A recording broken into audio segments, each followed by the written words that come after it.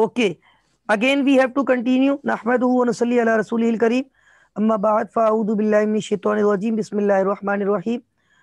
अच्छा, कोई स्टूडेंट मुझे ये बता दे, लास्ट क्लास तक की रिकॉर्डिंग मैंने अपलोड करवा दी थी, तो सैटरडे वाली क्लास की रिकॉर्डिंग आप लोगों को मिल गई है? यस।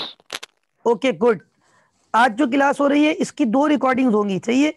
एक पहली रिकॉर्डिंग अभी वो कन्वर्ट हो रही है मीटिंग, और ऑलमोस्ट हो गई है, थोड़ी सी रह गई है, वो कन्वर्ट हो जाएगी अभी, और ये क्लास के एंड में ये भी कन्वर्ट हो जाएगी। तो दोनों रिकॉर्डिंग आपको मैं सेपरेटली भेज दूंगा, राइट, वहां अपलोड करवा दूंगा। डेट आज की होगी 27 तारीख, उसमें होगा 1 और 2, पहली और दूसरी ब्रैकेट में 1 और 2 कर दूंगा, राइट। पार्ट 1 पार्ट 2 करवा दिएगा जी, ये देखिए, शायद आपको नजर भी आ रहा होगा, स्क्रीन पे नजर आ रहा है कुछ कन्वर्ट होती हुई चीज लिखा हुआ है, कुछ आ रहा है नजर आप लोगों को या नहीं? ब्लैक स्क्रीन आ रही है सर। अच्छा, ब्लैक स्क्रीन आ रही है। ब्लैंक आती है हमारे पास। अब बताएं, अब स्क्रीन सही आ रही है? सर अब तो सर हम जाग रहे हैं, आप चेक कर रहे हैं ना? नहीं नहीं यार, प्लीज देखें, स्क्रीन सही आ रही है? सर आ रही है। Okay good. अच्छा भाई, मैं ये बता रहा था, मैन्युफैक्चरिंग कंपनी के अकाउंट बता रहा हूँ। इसमें सिर्फ आपका जो मेजर डिफरेंस है ना, वो कॉस्ट ऑफ गुड्स सोल्ड का है। तो हमें सिर्फ क्या डिस्कस करनी है कि मैन्युफैक्चरिंग कंपनी की कॉस्ट ऑफ गुड्स सोल्ड कैसे, मैन्युफैक्चरिंग कंपनी की कॉस्ट ऑफ गुड्स सोल्ड कैसे कैलकुलेट होगी। तो भाई, मैन्युफैक्चरिंग से मुराद क्या है? आप एक प्रोडक्ट बनाने जा रहे हो, उसमें मटेरियल इस्तेमाल होगा या नहीं होगा? होगा सर। ठीक है जी, बता रहा हूँ जासरा। अच्छा ये बताएं, जब आप प्रोडक्ट बनाओगे मटेरियल भी लगेगा, प्रोडक्ट की मैन्युफैक्चरिंग कर रहे हो, उसको मैन्युफैक्चरिंग प्रोसेस से गुजारना, उसकी प्रोडक्ट को फिनिश गुड्स बनाना, उसके लिए आपको लेबर भी रिक्वायर्ड होगी या नहीं होगी? जी सर। अच्छा, खाली मटेरियल और लेबर को, यार ये हमजा शायद आपका माइक थोड़ा ज्यादा शोर कर रहा है, तो काइंडली थोड़ा सा अवॉइड कीजिएगा, राइट। सर हमारे कमरे में है ही नहीं और हमारा तो बंद ही है। अच्छा, आपका सही है, तो किसी और, सिर्फ क्वेश्चन के लिए सिर्फ हम ओपन करते हैं और बाकी चले क्लोज। गुड गुड गुड, ये किसी और का था, फिर मैं समझ गया। अच्छा, बात ये हो रही है, जब आप किसी प्रोडक्ट की मैन्युफैक्चरिंग करने जाओगे, आपको फर्नीचर की मैन्युफैक्चरिंग करनी है, आपको गाड़ियों का बिजनेस करना है, मतलब अब पाक सुजुकी है, हीनो पाक है, ये गाड़ियां खुद बनाती है, आपको मोबाइल की मैन्युफैक्चरिंग करनी है, लैपटॉप की मैन्युफैक्चरिंग करनी है, आपको किसी भी प्रोडक्ट की मैन्युफैक्चरिंग करनी है, तो क्या आपको मटेरियल रिक्वायर्ड होगा, यस और नो? जी, मैं एक एक चीज की दोबारा एग्जांपल दे रहा हूँ, ये ना रुक जाए आप, ठीक है? Yes sir. अच्छा, मटेरियल रिक्वायर्ड होगा, क्या मटेरियल के साथ साथ आपको लेबर की जरूरत भी पड़ेगी? जी सर। ठीक है। अच्छा ये बताओ, खाली मटेरियल और खाली लेबर से प्रोडक्ट बन जाती है? No sir. नहीं, आपको मटेरियल लेबर के साथ अदर देन मटेरियल लेबर भी एक्सप्रेस करने पड़ेंगे। मेरे भाई, क्या लेबर को मटेरियल लाके दे दो, फिनिश गुड बना देगा वो? Sir no machine sir. Machine चलेगी, मशीन का बिजली का बिल आएगा, मशीन डेप्रिशिएट होगी, और भी आपके अदर बहुत सारे एक्सपेंसेस होंगे। रेंट होगा। ठीक है, वो तो चलो ऑपरेटिंग एक्सपेंस में आ जाती है, रेंट वगैरह। तो अभी हम सिर्फ प्रोडक्ट की कॉस्ट की बात कर रहे हैं। किसकी कॉस्ट? डायरेक्ट प्रोडक्ट की प्रोडक्ट की कॉस्ट, ठीक है। अच्छा, अब इधर मटेरियल मैंने कहा 2 किस्म के, एक कौन सा मटेरियल है डायरेक्ट और एक कौन सा मटेरियल है? इनडायरेक्ट। डायरेक्ट मटेरियल वो होता है जो प्रोडक्ट के साथ डायरेक्टली विजिबल होता है, और इनडायरेक्ट मटेरियल वो होता है जो प्रोडक्ट के साथ डायरेक्टली विजिबल नहीं होता, राइट। फॉर एग्जाम्पल, फर्नीचर में लकड़ी डायरेक्ट मटेरियल है, लेकिन फर्नीचर में ग्लू या स्क्रू वगैरह या कील वगैरह इस्तेमाल होती है, जो नजर नहीं आती, वो इनडायरेक्ट मटेरियल, मटेरियल तो है लेकिन इनडायरेक्ट। फर्नीचर को बनाने में जो लेबर डायरेक्ट मेहनत कर रही है, फर्नीचर बना रही है, वो डायरेक्ट लेबर। लेकिन कुछ लोग फर्नीचर को डायरेक्ट बनाने के प्रोसेस में तो नहीं है, लेकिन वो लेबर है, सुपरवाइज कर रही है लेबर को, वो भी बंदा लेबर है, तो वो डायरेक्ट है या इनडायरेक्ट है? डायरेक्ट। इनडायरेक्ट। एक्सपेंस कितने किस्म के होते हैं? 2। Direct indirect. डायरेक्ट एक्सपेंस वो होता है जो आपने जैसे मटेरियल मंगवाया तो आपने ट्रांसपोर्ट को कॉस्ट पे कर दी। अब ये कौन सा एक्सपेंस है, ट्रांसपोर्टेशन की कॉस्ट, डायरेक्ट या इनडायरेक्ट? डायरेक्ट। लेकिन जब मशीन, जिससे मशीन से आपके यूनिट बन रहे हैं, वो मशीन चल रही है, हर साल उस मशीन पे डेप्रिसिएशन एक्सपेंस रिकॉर्ड कर रहे हैं, तो वो एक्सपेंस डायरेक्ट हुआ या इनडायरेक्ट हुआ? जी,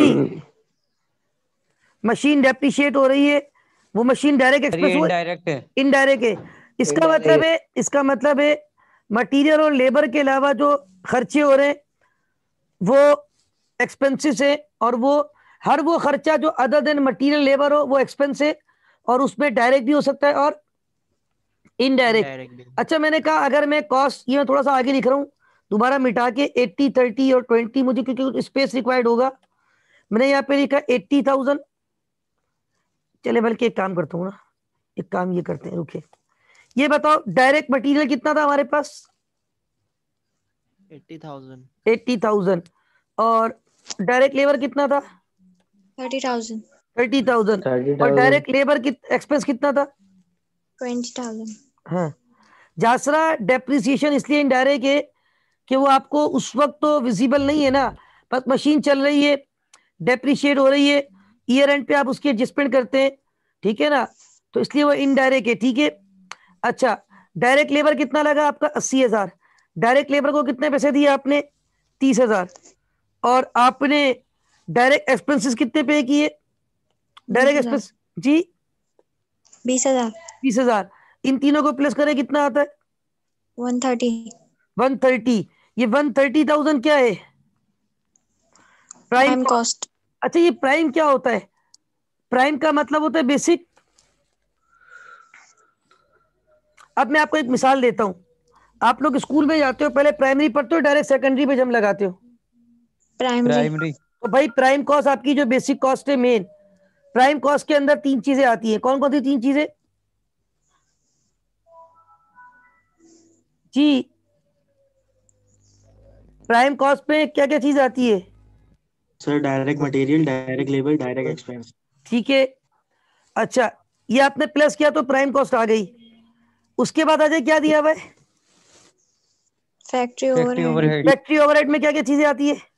indirect Indirect material, indirect labour, labor, individual, अच्छा इनडायरेक्ट एक्सपेंस। अच्छा, मैं कह रहा हूँ इनडायरेक्ट मटेरियल लगा 30,000 का, इनडायरेक्ट लेबर को आपने दिए 20,000 रुपए, इनडायरेक्ट एक्सपेंस हुए आपके 10,000 रुपए, तो ये कितने हो गए? 60। 60। अच्छा, ये 60 जो है ये कौन सी कॉस्ट है? इसको क्या नाम दिया था हमने? सेकेंडरी। नहीं, लेकिन इसको नाम क्या दिया हुआ है इसको? Factory overhead. ये क्या है? Factory overhead basically indirect cost है, राइट? Yes sir. कितना हो गया Yes, फैक्ट्री sir. ओवरहेड? 60,000। 60। 60,000। अच्छा, 60,000 के इनडायरेक्ट कॉस्ट लगी है, और 130,000 की कौन सी कॉस्ट लगी है? डायरेक्ट। अच्छा, और इन दोनों को प्लस करें कितना होता है? 190। 190,000।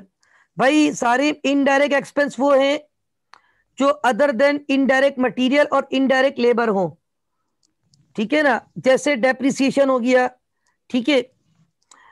जासरा ये फैक्ट्री ओवरहेड इनडायरेक्ट कॉस्ट है, indirect material, indirect labour, indirect expenses, factory overhead. मुझे ये बता दो कि जब आप फर्नीचर बना रहे हो, लकड़ी से बन जाएगा, उसमें स्क्रू और कील वगैरह और ग्लू वगैरह भी यूज होगा?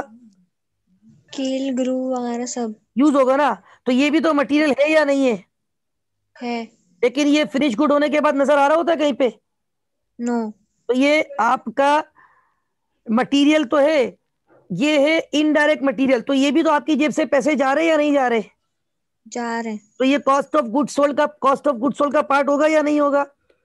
होगा. तो बस वेरी सिंपल, डायरेक्ट मटेरियल के पैसे भी आपकी जेब से जा रहे हैं, इनडायरेक्ट मटेरियल के पैसे भी आपकी जेब से जा रहे हैं। डायरेक्ट लेबर जो प्रोडक्ट बना रही है उसको भी पैसे दे रहे हो, इनडायरेक्ट लेबर जो प्रोडक्शन प्रोसेस के अदर चीजें देख रहा है वो भी। तो फरवा ये लेबर जो है ना, लेबर मजदूर को कहते हैं, जो मुलाजिम होते हैं, जो आपके एम्प्लॉयज होते हैं, जो काम कर रहे होते हैं। तो कुछ लोग डायरेक्टली प्रोडक्शन प्रोसेस में इन्वॉल्व है, वो डायरेक्ट लेबर है, और कुछ लोग उनको सुपरवाइज कर रहे हैं, प्रोडक्शन प्रोसेस में नहीं है, वो इनडायरेक्ट लेबर है। तो भाई, तो फिर फरवा आप क्या पूछना चाह रही है? लेबर में क्या पूछना चाह रही है जी? फरवा ये तो बताया डायरेक्ट और इनडायरेक्ट लेबर। अगर एक बंदा फैक्ट्री में खुद फर्नीचर बना रहा है, कारपेंटर होता है ना वो जो बना रहा होता है, तो वो डायरेक्ट लेबर है। लेकिन एक बंदा इन सारे प्रोडक्शन प्रोसेस में लेबर को सुपरवाइज कर रहा है, वो बंदा भी तो आपकी कंपनी का लेबर है, लेकिन वो डायरेक्टली प्रोडक्शन प्रोसेस में इन्वॉल्व, नहीं है। तो वो उसको भी तो पैसे दे रहे हो, तो वो डायरेक्ट में आएगा या इनडायरेक्ट में आएगा? डायरेक्ट में आएगा। जी इनडायरेक्ट। अच्छा, मेरा ख्याल है अब तो क्लियर हो गया होगा सबको। जी जी सर। सर। अच्छा, अब आ जाए एक्सपेंस। पहली बात तो ये सुन लो, मटेरियल और लेबर से क्या प्रोडक्ट बन जाती है? No sir. नो। मैं सपोज करें 10 लोग लेकर आ जाऊं, हायर कर लूं 10 एम्प्लॉई। यार ये कौन है, प्लीज इसको अवॉइड करें, ये कौन लिख रहा है ये स्क्रीन पे प्लीज। एक तो आप लोग जो है ना बिल्कुल बच्चे बन जाते हैं, ये किसने लिखा है यहाँ पे, इसको काइंडली मिटा दे फौरन, काइंडली आप मिटा दें।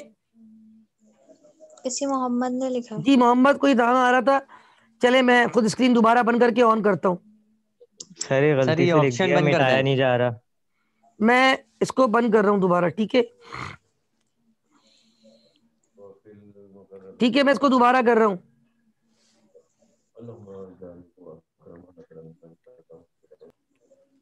एक तो ये फाइल भी जो है ना, फिर आप अच्छी जो है ना,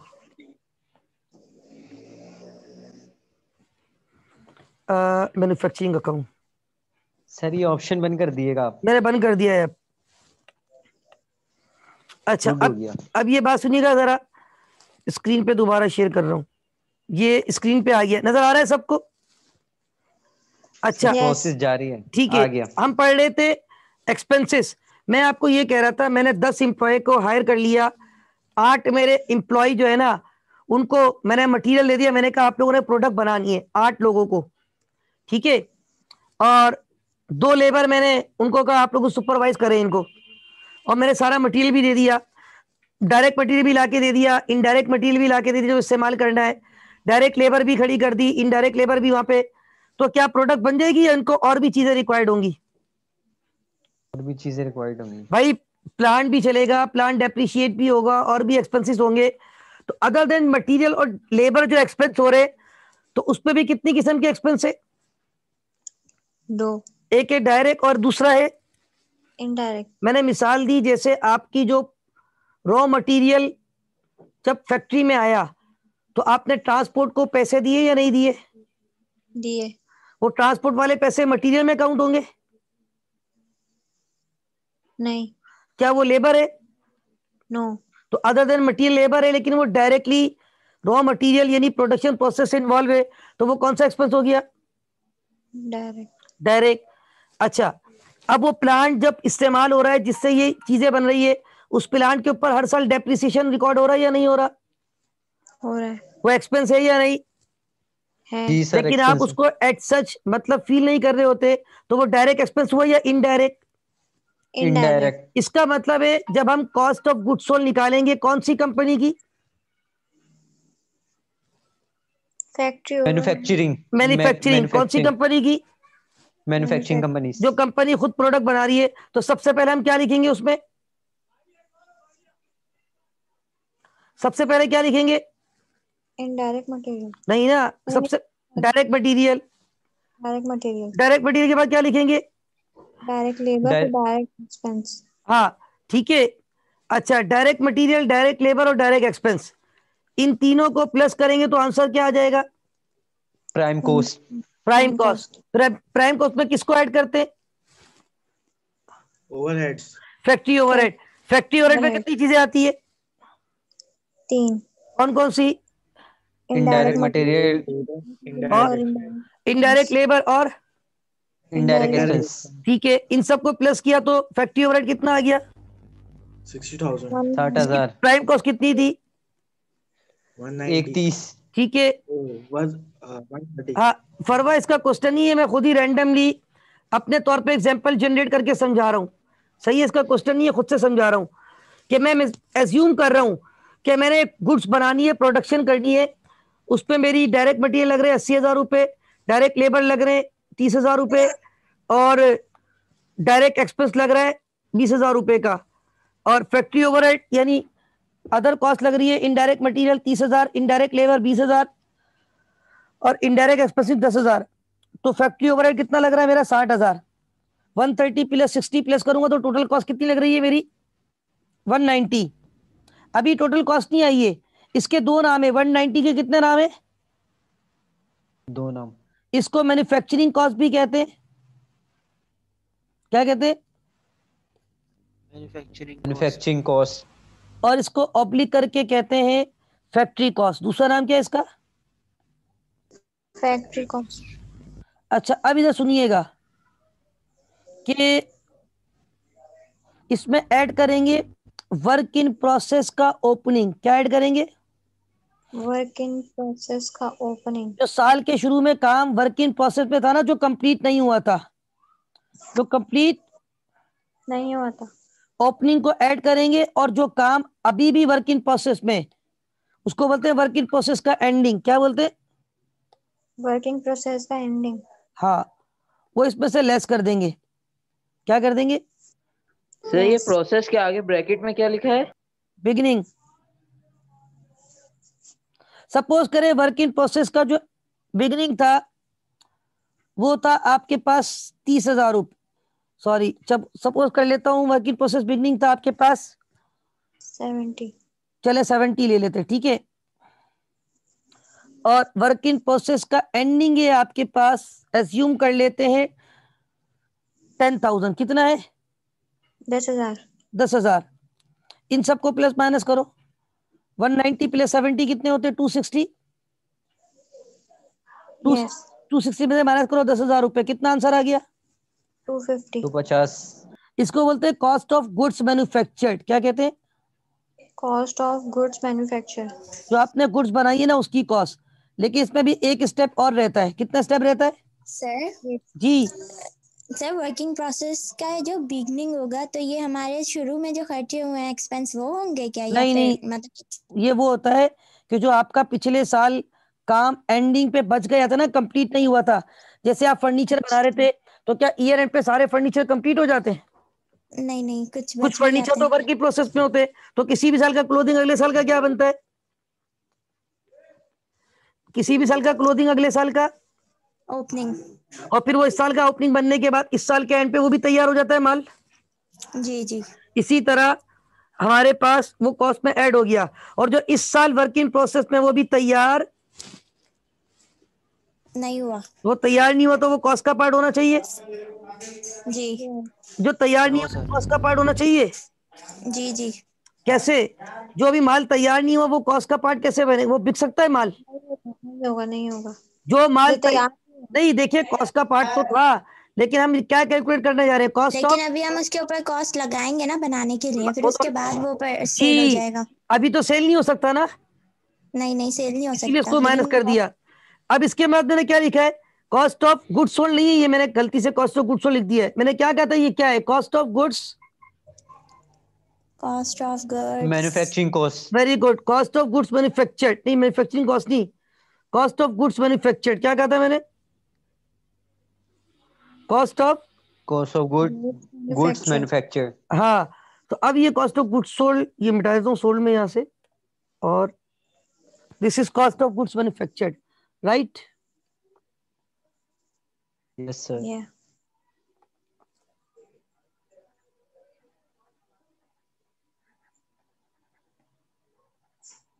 अच्छा, फिनिश गुड्स बिगिनिंग इसमें क्या कर देंगे? ऐड। और फिनिश गुड्स का एंडिंग क्या कर देंगे? लेस। माइनस। तो हमारे पास आ जाती है कॉस्ट ऑफ गुड्स सोल्ड। कौन सी कंपनी की cost of goods sold? Manufacture. Yes. Suppose करें फिनिश गुड्स का एंडिंग जो है वो आपके पास 80,000 बिगिनिंग है। कितना था बिगिनिंग? 80,000। और एंडिंग 30,000 है। तो 250 में 88 कर लो, कितना होता है?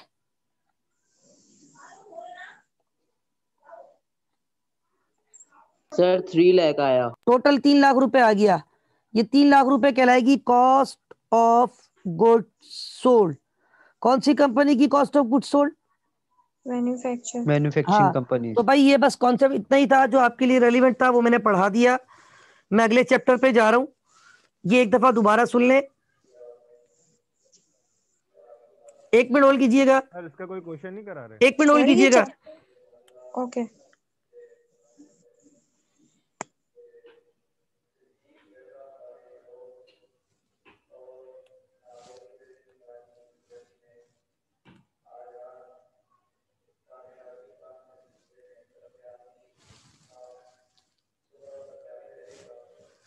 अच्छा,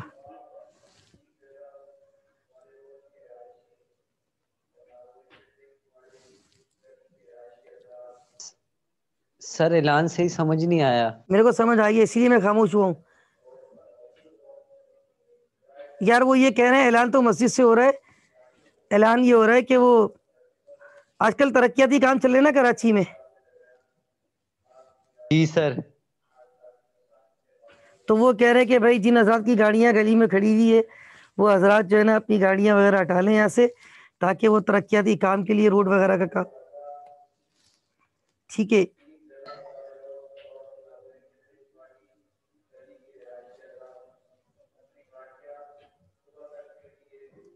अच्छा भाई बात सुने, ये किसी ने बोला है वर्क इन प्रोसेस और फिनिश गुड्स का थोड़ा सा डिफाइन कर दे। सुफियान, आवाज आ रही है आपको? Sufiyan, are you there? Yes sir. Okay, अच्छा भाई इसमें पहली बात तो ये सुन ले कि हमारे पास यहाँ पे एक बात लिखी हुई है कि जो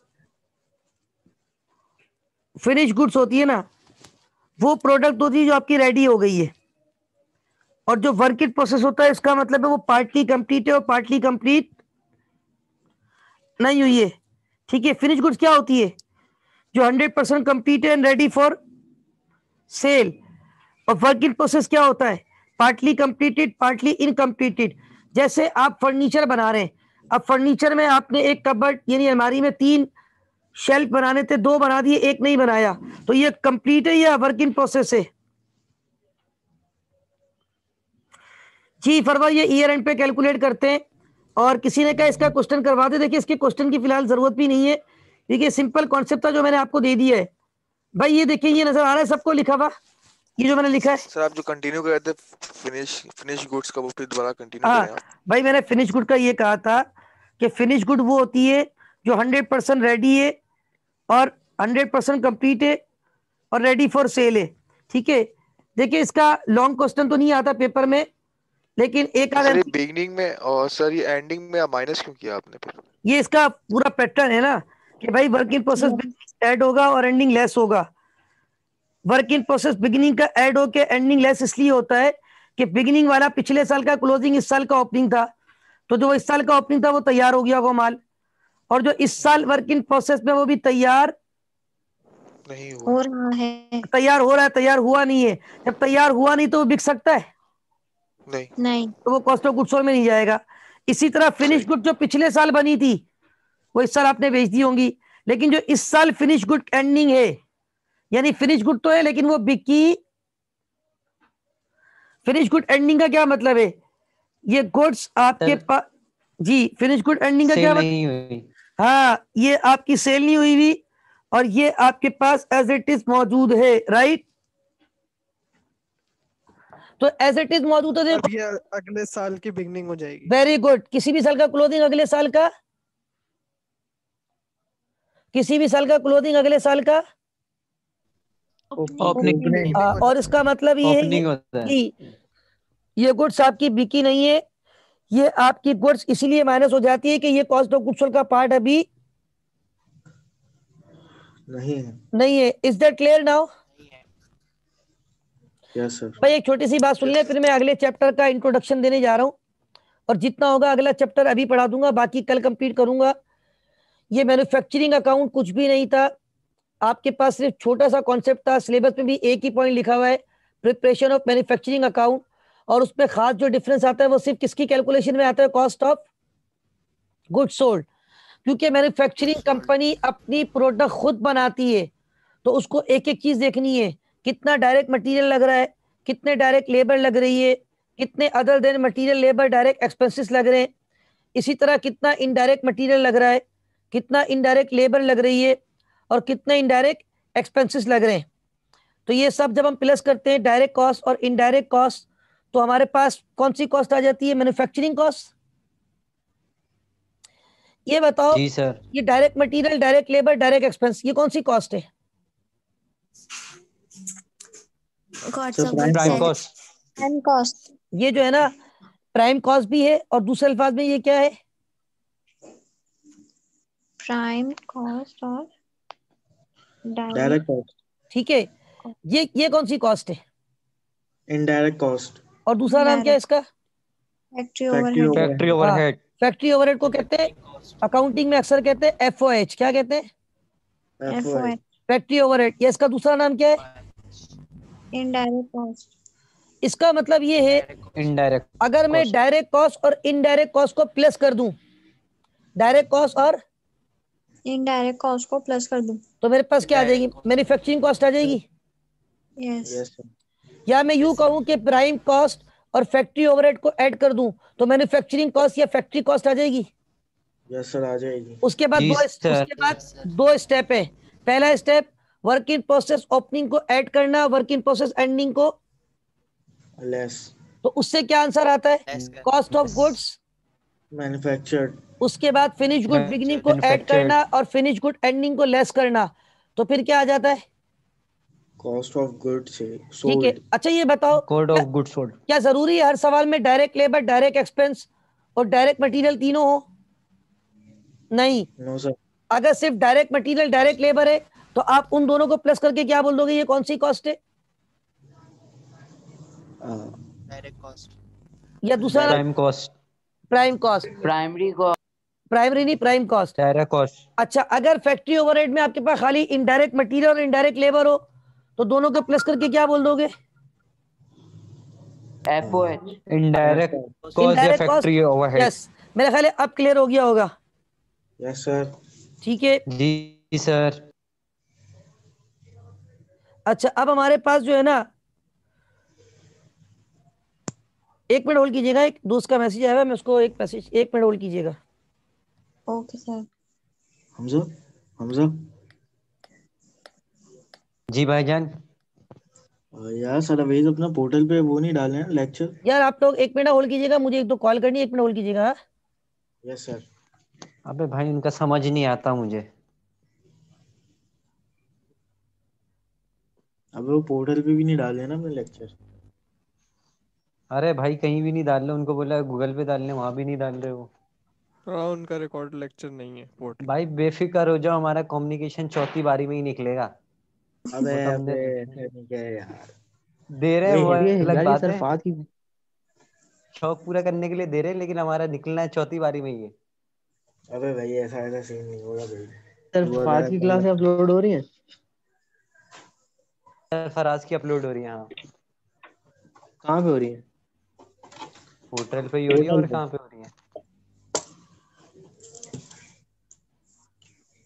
अबे सर फात की कहाँ हो रही है? इकोनॉमिक्स की। सर फहद बोल रहे हैं, सर फराज बोल रहे हैं? सर फात।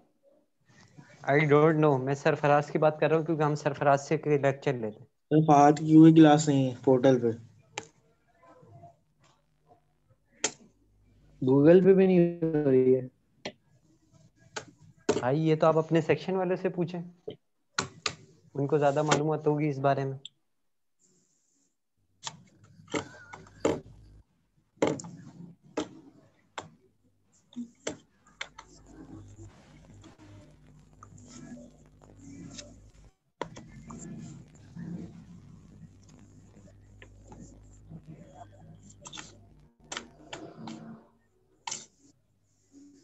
अच्छा भाई स्टूडेंट, आवाज आ रही है आप लोगों को? जी सर। अच्छा भाई एक बात सुन लें, अभी मैं बस थोड़ी सी देर में ना क्लास को एंड करूंगा, और उसकी वजह ये है कि ये दूसरी मीटिंग भी 10 मिनट रह गए, तकरीबन 9:30 मिनट। तो मैं तकरीबन 7-8 मिनट तक आपको कुछ चीज़ें बता रहा हूँ और अगले चैप्टर का एक बिल्कुल बेसिक ओवरव्यू दे रहा हूँ। 2 सवाल थे, उनके जवाब दे दूँ। पहला यहाँ पे किसी ने कहा था कि सर क्वेश्चन पेपर में आते हैं, तो मैंने बता दिया छोटा मोटा MCQs वगैरह आ सकता है, नॉर्मली ये MTQs में नहीं आता। अच्छा, सैयदा यूएना ने कहा है कि सर चैप्टर 21 बस यही था। देखिए यूएना, चैप्टर 21 में खाली एक ही पॉइंट लिखा हुआ है सिलेबस में, मैन्युफैक्चरिंग अकाउंट। तो मैन्युफैक्चरिंग अकाउंट और जो हमने अब तक अकाउंट पढ़े ना, उसमें मेजर डिफरेंस सिर्फ कॉस्ट ऑफ गुड्स सोल्ड का था, तो वो मैंने आपको बता दिया। इसी तरह किसी ने कहा सर इस फॉर्मेट का कोई स्पेसिफिक नाम है, तो ये मोहम्मद रजा, इस टॉपिक का, इस फॉर्मेट का नाम है cost of goods sold of a manufacturing account, या कॉस्ट ऑफ गुड्स सोल्ड, और मैं ब्रैकेट में लिख देता हूं मैन्युफैक्चरिंग कंपनी की। ये कौन सी कंपनी की है? क्योंकि मैन्युफैक्चरिंग कंपनी खुद बना रही है, और जो कंपनी खुद प्रोडक्ट बना रही है तो आप इसका एमसीक्यूज डिस्कस कर सकते हैं क्या? अच्छा देखिए, जो मैं बताता हूँ, एक मिनट रुके। जो कंपनी प्रोडक्ट खुद बना रही है तो मेरे भाई वो कंपनी जो है ना, जाहिर सी बात है मटेरियल भी लगा रही है, लेबर भी लगा रही है, अदर एक्सपेंस भी कर रही है, तो उसमें डायरेक्ट मटेरियल भी होगा, डायरेक्ट लेबर भी होगा, डायरेक्ट एक्सपेंस भी होगा, इनडायरेक्ट मटेरियल भी हो सकता है, इनडायरेक्ट लेबर भी हो सकता है, इनडायरेक्ट एक्सपेंसेस भी हो सकते हैं। इसी तरह जो कंपनी सपोज करें कि नहीं, इसके किसी ने कहा इसका कोई क्वेश्चन नहीं करवाएंगे। देखिए जासरा, इसको बस मैंने इतना ही कॉन्सेप्ट देना था, और ये यहाँ तक तो क्लियर हो गया ना सबको? ये बताएं जो मैंने प्रोसेस समझाया है। जी सर। बस आप इस फॉर्मेट को अच्छी तरह देखिए। अच्छा अब चले मैं बताता हूँ। देखिए पहली बात तो ये कि बहुत रेयर मैंने इसके एमसीक्यूज देखे, लेकिन मैं आपको एक मिसाल देता हूँ। हो सकता है एग्जामिनर आपको बोले, एक मिसाल देता हूँ कि prime cost is equal to 80,000, factory overhead is equal to 20,000। क्या आप बता सकते हैं कि आपकी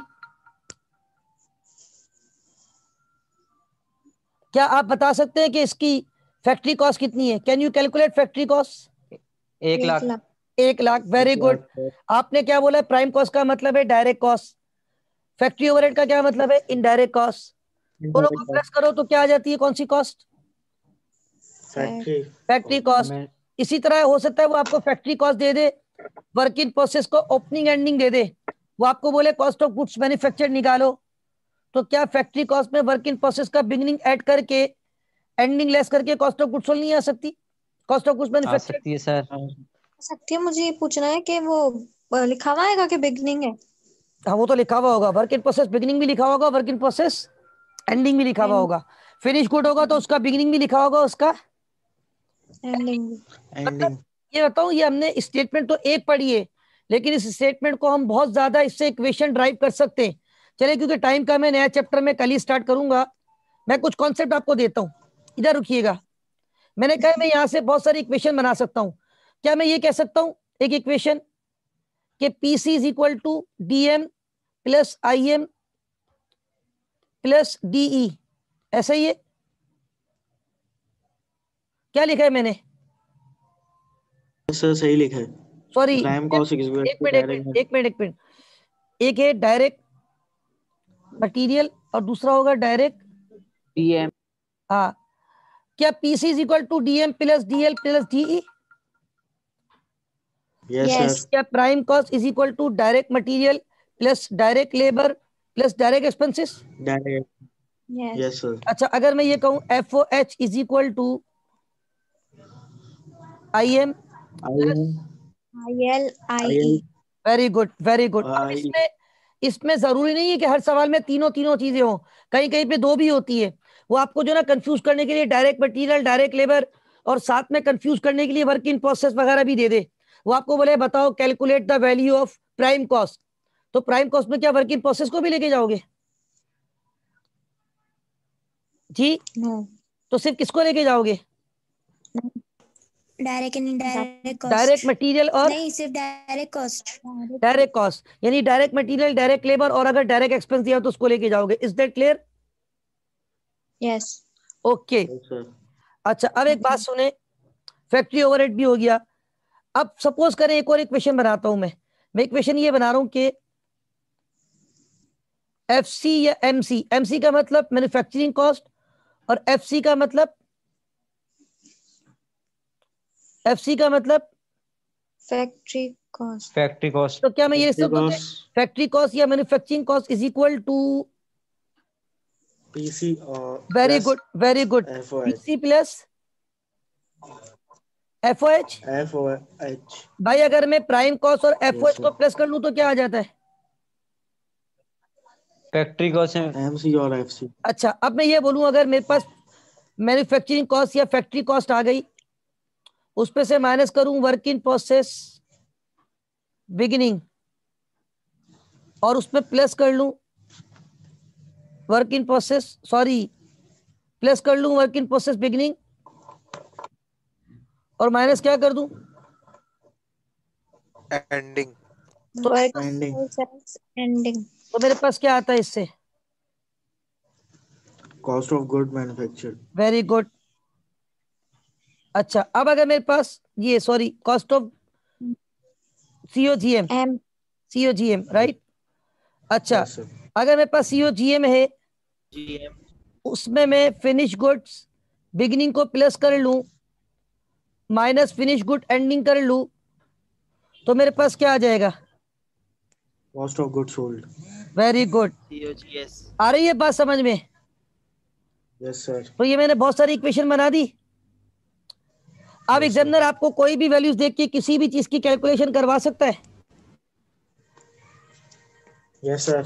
इसका मतलब ये हुआ yes sir direct cost plus indirect cost, वो आती है फैक्ट्री कॉस्ट। उसके अंदर work in process beginning and करके ऐड करके एंडिंग को लेस कर दो जो तैयार नहीं हुआ, तो आती है cost of goods manufactured.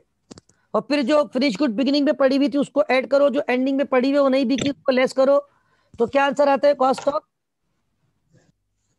Goods. good sold ठीक है, तो is that clear? Yes I hope कि क्लियर हो गया Yes, होगा, sir. क्लियर हो भी जाना चाहिए।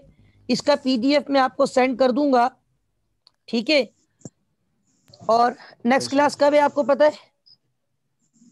कल। कल है इंशाल्लाह कल है, 9:30 बजे, ठीक है। ओके। 9:30 से 11 यही सेम टाइम पे क्लास होगी इंशाल्लाह।